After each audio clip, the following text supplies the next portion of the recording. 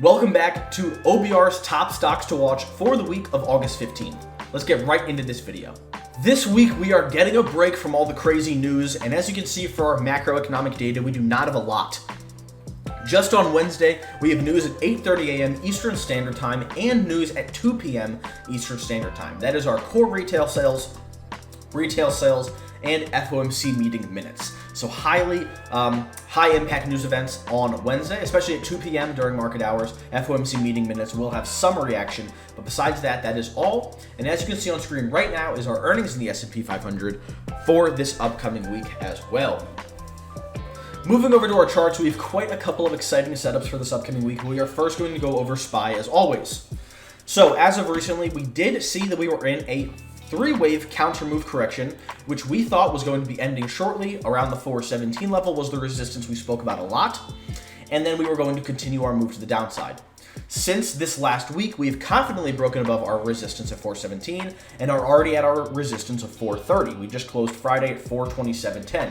Very impulsive price action, and that does invalidate our original thesis of a corrective move. This shows us that we are in more of an impulsive move to the upside now, much more so than our prior bearish continuation move. So, and again, anything can happen, guys. This is just our primary count for right now. There are many different LE wave counts. This one is to be the most valid and current. So right now we are expecting a little bit of pullback in the next couple of days, and you'll see this on Apple and some other names we talk about. But we're expecting a pullback sometime this upcoming week for wave 4, and then a continuation for wave 5. It is possible that this is even a smaller subdivision of a higher time frame impulsive move that can take us to all-time highs and even higher. So moving into Apple, we were coming up to our resistance of this multi-year support level that we broke and then turned into resistance here. We chopped around there for a couple of days and then finally broke above, invalidating that level as resistance, and now we can take it off of our charts. So Apple has had a very impulsive move, as you can see from our low at 130, about 129.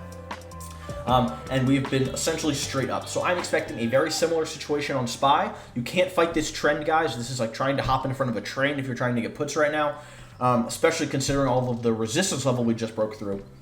I would be looking for a pullback and then a continuation on Apple in this upcoming week. QQQ is at a very similar position. We recently broke above our resistance at 330. We just got above it at 330.50, closing today on Friday. So I'm expecting something very similar. We invalidated our three-wave corrective move. We are now in a 5-wave impulse move. If you can't see that, this is wave 1, this is wave 2, this is wave 3. We are looking for wave 4, and then wave 5 to continue to take us higher. So very similar situation to SPY and Apple. Tesla looked incredibly bullish, looking to lead that idea on QQQ. We just broke out of a wedge on Friday, breaking through some more resistance, and it looks like we are going to be confidently heading higher in the beginning of this week. So I'm going to be looking very bullish at Tesla. One of my ideal setups of this week, I know you guys are annoyed about me talking about oil at this point, if you're a regular viewer of this channel, but you will notice that we did have an ideology where oil broke beneath our significant support at $93, and it is supposed to come back up and retest it. It's exactly what happened in this last week. On Friday, we got our daily candle close, rejecting off of that level once we got back to it, confirming it as resistance now. Now I'm going to be looking at shorts, spot oil or energy stocks, Chevron, Exxon, whatever it is, Oxy. I'm going to be looking at short opportunities, puts on oil, because we are just rejecting off of this, confirming it as resistance again. So very nice level to look for puts off of. Looking at a really nice long setup, we are looking at NEO.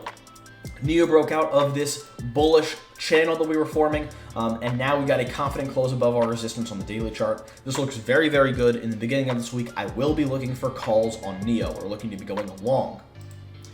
NVDA has a similar pattern. We had an inverse head and shoulders pattern, not yet validated because we did not yet break the neckline around 191. We are making our way up there.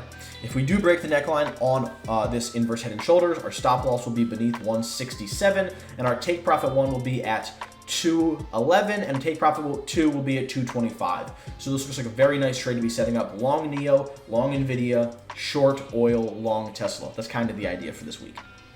So that was all that I have for you guys this week. I really hope you enjoyed. You got your macroeconomic data, your earnings in the S&P 500, and some really nice technical setups. I hope you guys can take something into this upcoming week. If you did, please leave a like and subscribe if you haven't already. We greatly appreciate it.